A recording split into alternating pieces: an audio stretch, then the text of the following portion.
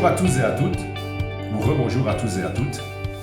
Voilà, je vous ai préparé donc une petite exhortation et j'espère qu'on va passer ensemble, si on peut dire, un culte agréable, si on peut appeler ça un culte. En tout cas, j'espère que ça va l'être pour vous, que vous allez rendre un culte à Dieu, que vous allez prier, que vous allez le remercier. En tout cas, moi, pour ma part, je vais vous apporter cette petite exhortation et je vous demanderai d'abord de passer une minute dans la prière. Donc, inclinez vos têtes, priez avec moi afin que le Saint-Esprit vraiment puisse vous toucher au-delà des mots, au-delà peut-être de certaines maladresses, parce que c'est pas facile de se retrouver comme ça devant son GSM, pardon. Et donc, je vais prier avec vous. Seigneur, nous te remettons ce moment, et Saint-Esprit, je te demande que, au travers de ces mots, au travers de cette réflexion, tu puisses toucher les cœurs là où il faut, afin que tu consoles, que tu relèves, que tu redresses, que tu fasses ton travail parmi nous, et afin que ta gloire revienne et demeure dans cette Église. Au nom de Jésus, nous t'avons ainsi prié. Amen. Alors voilà, de quoi j'aimerais vous parler? Eh bien, j'aimerais vous parler, comme je vous l'ai dit, de la manière de comprendre les Écritures, la manière plutôt de vivre les Écritures, puisque nous l'avons constaté, et je vous en ai donc parlé dans cette vidéo qui précède, on voit la réaction de certains chrétiens, en minorité heureusement, mais qui n'est pas très cohérente. C'est-à-dire cette réaction qui dit que, eh bien, par exemple, nous pouvons nous balader comme ça, nous avons la foi, le Seigneur nous protège, etc. Et c'est, comme je l'ai dit, mal comprendre l'Évangile et les Écritures. Pourquoi est-ce que tant de chrétiens, dans différentes situations, parce qu'évidemment ici on ne va plus parler de cette pandémie, mais pourquoi? Parce que ça m'a poussé à cette réflexion, pourquoi souvent nous voyons dans diverses situations les chrétiens réagissent d'une manière qui n'est pas conforme à l'Évangile et pourtant prétendent qu'ils le font, prétendent qu'ils connaissent Dieu. Et donc, le titre de la prédication, en tout cas le sujet de cette exhortation, je vais dire, et celui-ci, c'est comprendre la parole de Dieu, comprendre Dieu, connaître Dieu, d'accord? Comprendre la parole de Dieu pour ensuite la partager. Parce qu'en effet, on reçoit la parole de Dieu un jour dans notre cœur, on apprend à connaître le Seigneur, on vit ce qu'on appelle cette nouvelle naissance, on rencontre Dieu, et puis on apprend à connaître Dieu. Et ensuite, très rapidement, on a envie de partager vraiment cette découverte, de faire connaître aux autres ce Dieu qu'on a rencontré, de partager cette écriture qui est si édifiante et qui construit, qui relève, etc. On a envie donc de partager cette nouvelle vie qu'on a commencée. Et pour plusieurs raisons, on le fait pour encourager, on le fait pour évangéliser, on le fait parfois pour avertir, mais on a vraiment ce désir en tout cas de partager. Mais on oublie une chose, je pense, ou peut-être beaucoup ont oublié une chose essentielle, c'est que sans connaître Dieu, le fait que si nous ne connaissons pas Dieu réellement tel qu'il est, profondément tel qu'il est, si nous ne comprenons pas sa parole, nous faisons du mauvais travail. Et parfois même, nous sommes amenés à détruire alors que nous voulons construire. On décourage au lieu d'encourager. Et on risque même de faire connaître au monde un Dieu qui n'est pas exactement le Dieu que nous décrivons. Parfois, nous encourageons peut-être des personnes à prendre une direction ou à prendre telle ou telle décision, alors qu'il faudrait plutôt les encourager dans l'autre sens. Parfois, on console quelqu'un alors qu'il faudrait peut-être l'avertir. Tout ça parce que nous ne comprenons pas ou nous interprétons mal les Écritures. En tout cas, plus précisément, je voudrais dire, nous vivons mal l'Évangile. Pourquoi? Parfois, nous sommes comme ces Israélites dont Paul parle dans l'Épître aux Romains, que je vais vous lire maintenant. Vous pouvez prendre ce texte, c'est mieux, il n'y a pas de rétroprojecteur aujourd'hui, évidemment, et donc vous pouvez appuyer sur pause et chercher, ça vous fera du bien, chercher le texte dans votre Bible. Donc Romains, chapitre 10, le verset 2. Paul dit ceci, en parlant des Israélites, « Je leur rends témoignage qu'ils ont du zèle pour Dieu, mais sans intelligence, ne connaissant pas la justice de Dieu, et cherchant à établir leur propre justice. Ils ne se sont pas soumis à la justice de Dieu. » C'est véritablement un avertissement pour nous. Est-ce que vous discernez, vous voyez l'importance de ce verset? On le survole parfois comme ça en disant, ben oui, il raconte une histoire et il parle des Israélites. Mais non, ça nous parle de nous aussi parfois. Si nous ne connaissons pas la justice de Dieu, si nous ne cherchons pas la justice de Dieu, si nous ne cherchons pas la véritable volonté de Dieu, mais que nous établissons, comme il le dit dans ce texte, nous établissons nous-mêmes notre propre justice, eh bien, à cause de ça, nous ne nous soumettons pas à la justice de Dieu. Et c'est triste, parce que c'est pour notre perte, et c'est pour notre ruine, le dit-il dans ce passage également, c'est pour notre ruine. Et donc, c'est vraiment un avertissement sérieux. Alors, je voudrais soulever un premier point, c'est celui-ci. Essayez de répondre ensemble à cette question, de réfléchir ensemble à cette question. Alors voilà, j'aimerais qu'on essaye ensemble de répondre, de s'interroger, de répondre à une question qui est celle-ci. Pourquoi tant de confusion dans la réaction des chrétiens? Pourquoi tant de réactions différentes et inappropriées par rapport à la parole de Dieu? Pourquoi tant de confusion parfois dans l'interprétation des versets de la Bible, des textes de la Bible? Pourquoi tant de confusion quant à la connaissance de Dieu? Pourquoi tant de réactions inappropriées? Pourquoi certains chrétiens, bien qu'ils prétendent connaître Dieu, ne le connaissent finalement pas vraiment? Ou en tout cas pas bien? Eh bien, voici plusieurs causes que j'ai observées. Évidemment, je ne vais pas faire une liste exhaustive des raisons pour lesquelles ces choses peuvent arriver, mais plutôt vous exposer certaines choses que le Seigneur, en tout cas j'ose le croire, m'a mis à cœur. Il y a d'abord les personnes, parfois nous pouvons nous-mêmes être concernés bien sûr, ces chrétiens qui ne veulent pas entendre et ne veulent pas comprendre ce que Dieu dit réellement, n'ont pas envie de savoir ce que Dieu veut et ce que Dieu nous dit, parce que tout simplement ça ne leur plaît pas. Et pour différentes raisons. Je pourrais citer évidemment l'obéissance, mais il n'y a pas que ça. Il y a aussi parfois simplement cet orgueil, cette prétention de vouloir fabriquer le Dieu qui nous plaît. Et donc, je dirais donc qu'il y a vraiment cette catégorie de chrétiens dont j'espère vous ne faites pas partie. Peut-être que ça nous concerne aussi de temps à autre, parce que nous sommes tous parfois têtus et orgueilleux. Et donc, on ne veut pas entendre et on ne veut pas comprendre. Ça, c'est la première raison. La deuxième raison, qui est à peu près la même, c'est il s'agit de celui, du chrétien qui parfois, en se mentant à lui-même donc, celui qui se fabrique un évangile et un Dieu qui n'est pas le véritable Dieu. Nous voyons ça dans le monde, j'en ai parlé récemment, et nous voyons ça parmi les gens qui ne croient pas et qui disent oui, je crois bien qu'il y a un Dieu, et parfois, comme je l'avais dit, ils rangent ce Dieu dans un tiroir en espérant qu'ils pourront le trouver les jours où ils en ont besoin. Malheureusement, ils ne le trouvent pas, parce que ce Dieu qu'ils invoquent, bien, ils ne le connaissent pas. C'est un Dieu de leur imagination.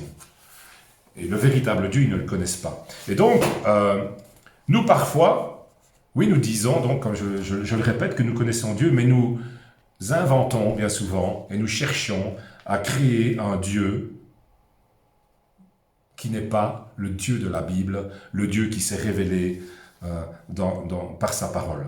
On se fabrique donc un évangile et un Dieu qui n'est pas le véritable, mais donc qui est le Dieu qui ferait, c'est un exemple évidemment, je ne peux pas en prendre tous les cas de figure, mais on se fabrique donc un Dieu qui ferait des choses comme on le voudrait. Qui par exemple ferait des miracles parce que on le désire très fort, ou parce qu'on a une foi exceptionnelle, qui ferait des miracles pour toutes les raisons possibles, simplement parce qu'on le désire, qui épargnerait toute souffrance, ça aussi, mais moyennant un quota de foi suffisant. Et puis on s'exerce. On s'exerce en espérant avoir suffisamment de foi que pour pouvoir l'utiliser afin d'éviter les souffrances, afin parfois même d'éviter d'obéir, afin d'avoir une vie qui est facile. Et on se bat pour avoir cette foi-là qui n'est pas la véritable foi. Comme si Dieu, parce que j'espère que vous me suivez, vous n'êtes pas là pour me répondre, j'espère que vous me suivez, alors je vais résumer ça en disant ceci, comme si parfois on pensait que Dieu et la foi n'étaient finalement que des outils entre nos mains pour être utilisés comme bon nous semblerait, selon notre bon vouloir. Et cela, c'est une erreur, mais une terrible erreur, qui parfois peut nous atteindre tous. Dieu est Dieu. Il faut chercher à connaître sa volonté qui est bonne, agréable et parfaite. Et ne pas se faire des illusions, ne pas créer nos propres désirs, ne pas faire passer nos propres désirs avant la volonté de Dieu et avant ce qu'il est, avant qui il est réellement et avant ce qu'il dit réellement. Il y a aussi ce que j'appellerais, et c'est le dernier point, le revers de la médaille. Le revers de la médaille évangélique, je dirais. Pardon, quand je dis le revers, peut-être je devrais parler du travers de la médaille évangélique. Donc le revers de la médaille évangélique, c'est-à-dire que oui, cette médaille, je prends cet exemple-là, c'est que oui, nous cherchons en tout cas à vivre une relation avec Dieu, lire sa parole, le connaître et vivre la foi, comme nous le voudrions en tout cas, des premiers disciples, etc. Bon. Nous cherchons la vérité. C'est ce que nous disons. Un dernier point donc sera celui-ci. À la question pourquoi il y a tant de confusion, en tout cas dans la manière dont nous vivons, nous pouvons vivre parfois la parole de Dieu, dans notre manière de la comprendre, il y a une dernière chose donc dont je voudrais vous parler. C'est le revers, ce que j'appellerais le revers de la médaille évangélique de tous horizons, qui veut que, puisque nous possédons tous une Bible, voire plusieurs Bibles, voire plusieurs traductions, voire les textes originaux, et que nous la lisons donc, eh bien, nous serions tous des docteurs de la loi. Eh bien, évidemment, je dis ça d'une manière un peu ironique, un peu cynique, mais c'est ce que j'appelle le revers de la médaille évangélique, ou plutôt le travers de la médaille évangélique. Oui, nous cherchons la vérité, oui, nous croyons en cette fameuse phrase « sola scriptura », nous voulons connaître Dieu et connaître la vérité, mais parfois, nous sommes trop prétentieux. Parfois, nous croyons tout connaître simplement parce que nous avons une grosse Bible sous le bras. Et donc, je pense qu'il nous manque de l'humilité. Nos églises sont souvent envahies par des chrétiens qui croient pouvoir enseigner les autres, mais, on peut le constater, ne s'enseignent pas eux-mêmes.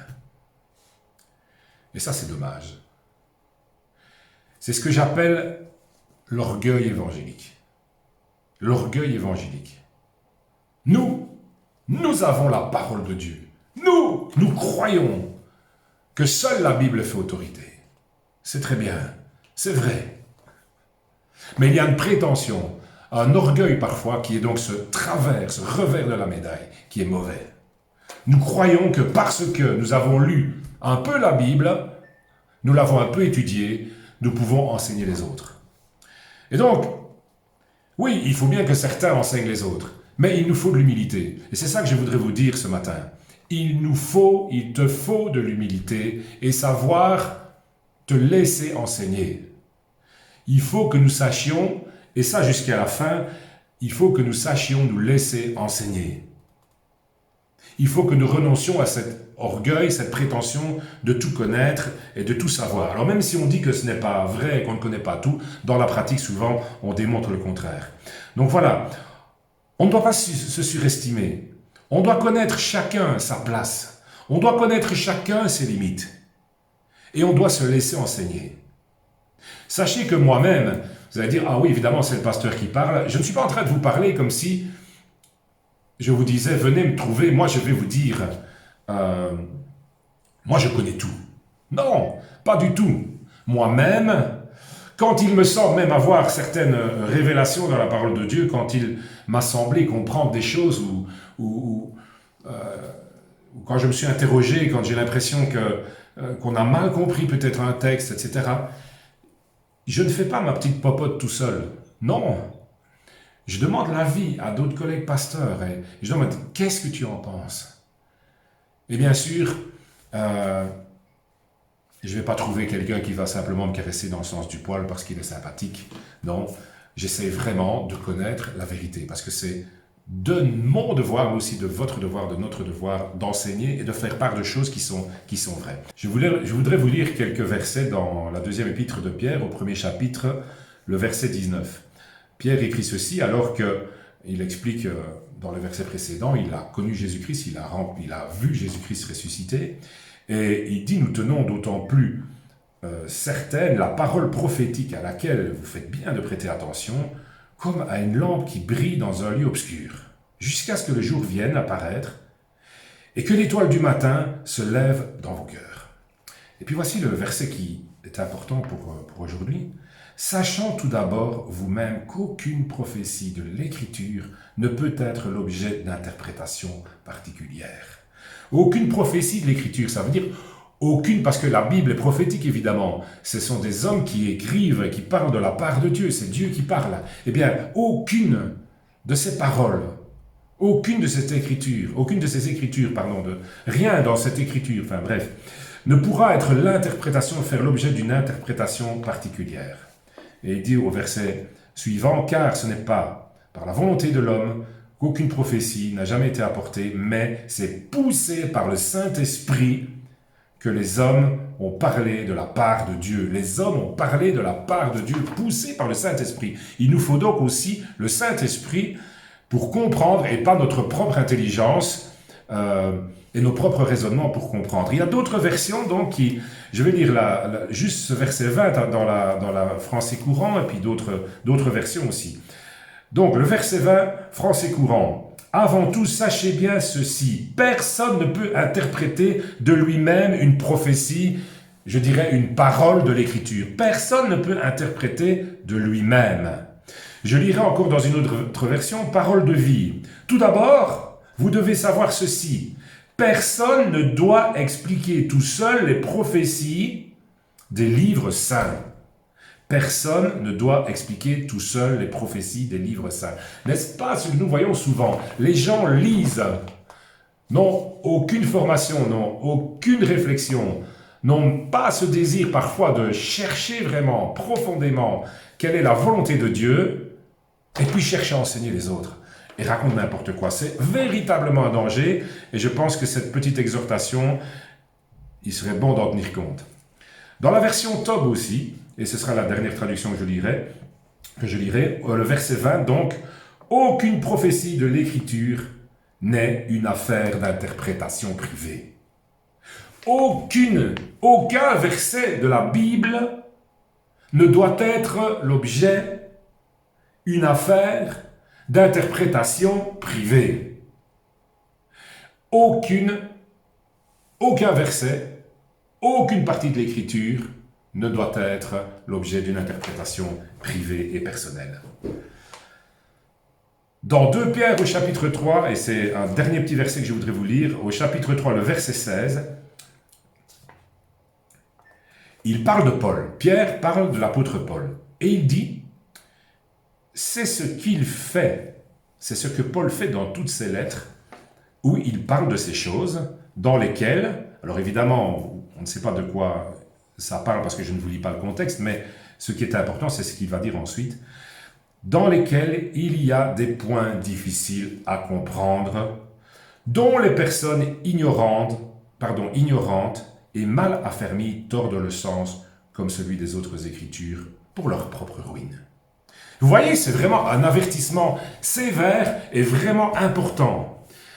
Pierre est en train de citer Paul en disant que les lettres de Paul, les lettres que l'apôtre Paul écrit, sont l'objet d'interprétations personnelles, particulières.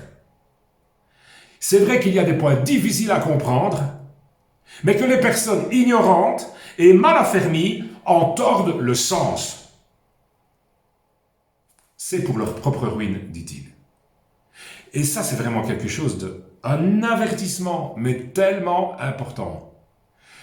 C'est pour notre propre ruine que nous interprétons, si nous interprétons en tout cas, les Écritures comme un ignorant, de manière particulière, de manière personnelle. C'est pour notre propre ruine. Et donc c'est un avertissement vraiment important ici que Pierre formule. Il y a une interprétation de la parole de Dieu. Encore une fois, je vous dis, je ne parle pas d'herméneutique ou d'exégèse, mais je vous parle de choses plus simples que cela. Il y a une interprétation, une façon de vivre les passages, une façon de vivre l'Évangile, de vivre Dieu, de connaître Dieu, qui est juste personnel, qui est seulement personnel, et qui n'a rien à voir parfois avec ce que Dieu dit, qui est juste égocentrique, une interprétation égocentrique de l'Écriture. Est-ce que vous êtes de ceux-là? J'espère que non. Est-ce que vous êtes de ceux-là? Êtes-vous de ceux-là ou plutôt vous laissez-vous corriger? Vous laissez-vous enseigner? Êtes-vous de ceux-là? Ou êtes-vous de ceux qui savent demander l'avis à des personnes plus qualifiées que vous? Comme je l'ai dit tout à l'heure, moi-même je fais pareil. Je ne me prends pas pour un docteur de la loi. Cette façon personnelle et égocentrique de comprendre la parole de Dieu et de la vivre est mauvaise. Je ne sais pas comment vous le dire, mes frères et sœurs, chers auditeurs, je ne sais pas comment... Voilà, j'ai pas l'habitude de m'adresser à une caméra, ou à mon GSM ici en l'occurrence. Cette façon de vivre l'Évangile est destructrice. C'est une façon de vivre l'Évangile qui ne connaît pas Dieu, qui prétend la connaître, qui prétend le connaître, mais qui ne connaît pas Dieu. Elle nous rend têtus et orgueilleux. Et malheureusement, Dieu résiste aux orgueilleux. Ayons l'humilité de nous laisser enseigner, ayons l'humilité de chercher quelle est la volonté de Dieu dans nos vies, ce qu'il veut pour nous, ce qu'il dit, afin à notre tour, de répandre un évangile qui est le véritable évangile et pas un évangile de pacotille. Cette façon de vivre l'évangile fait appel au sentiment du présent, au sentiment du moment, fait appel aux frustrations, fait appel même aux convoitises parfois. Et utilise l'évangile, utilise la parole de Dieu pour justifier toutes ces choses. Cette façon d'interpréter l'évangile, de vivre l'évangile, est orchestrée par nos raisonnements qui défendent tous ces sentiments et toutes ces frustrations, comme je viens de le dire. Alors, un dernier petit point, rapidement. Comment connaître Dieu, comment comprendre Dieu et sa parole? Alors évidemment, encore une fois, je ne peux pas faire toute une étude biblique là-dessus et toute une prédication là-dessus. Je voudrais aller droit au but, là où je veux revenir. Il n'y a pas que l'étude de la Bible, même si c'est la base. Alors évidemment, quand je dis il n'y a pas que l'étude de la Bible, je suis en train de vous dire l'étude de la Bible est importante. Elle est vitale. Mais il n'y a pas que ça. Il n'y a pas non plus que le Saint-Esprit. Quand je dis il n'y a pas non plus que le Saint-Esprit, je suis en train de dire, bien sûr, il y a le Saint-Esprit et nous avons besoin du Saint-Esprit pour nous éclairer. Mais ce dont nous avons besoin, par-dessus tout, c'est l'honnêteté. L'honnêteté. Un cœur droit. Un cœur qui cherche résolument Dieu. Un cœur qui croit vraiment que ce que Dieu dit est bon, est vrai, est juste, est saint. C'est de cela que nous avons besoin. Oui, il nous faut absolument, bien sûr, étudier la parole de Dieu. Il nous faut l'aide du Saint-Esprit. Mais il faut un cœur honnête et un cœur droit. Et ce matin, c'est là-dessus que je voudrais insister.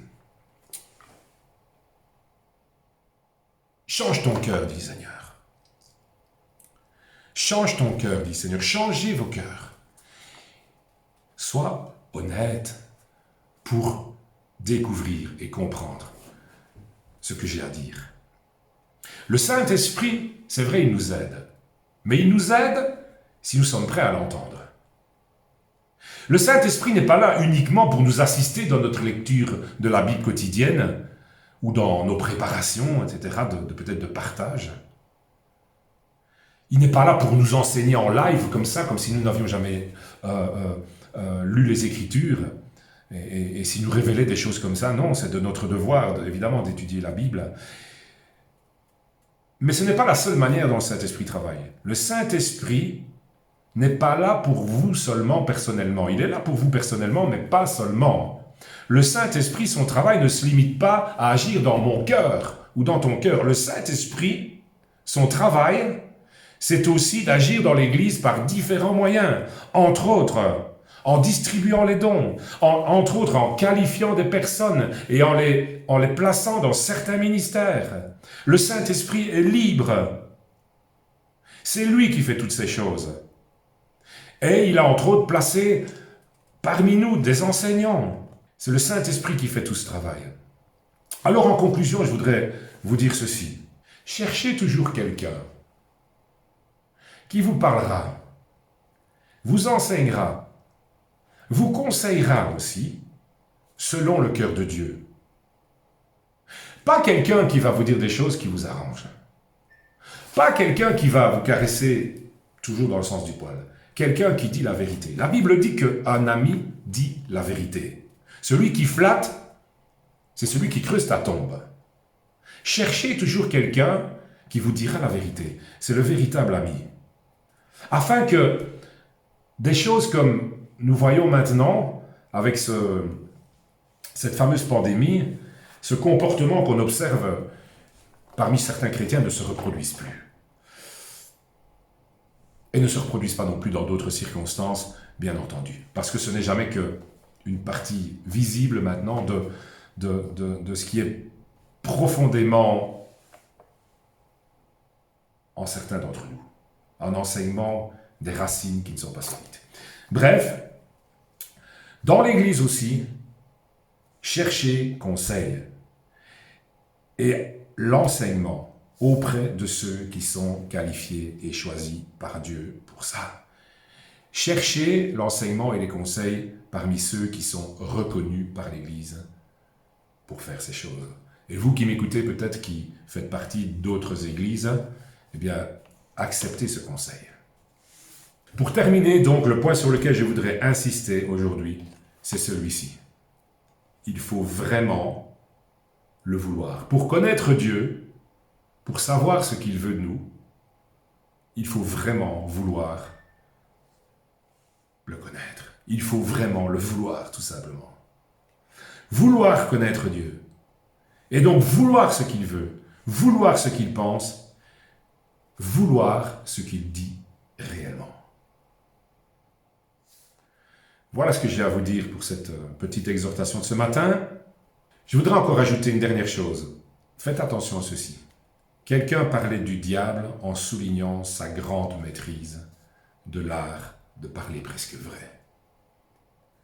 Je répète, faites attention à ceci. Le diable a une grande maîtrise dans l'art de parler presque vrai. Presque vrai.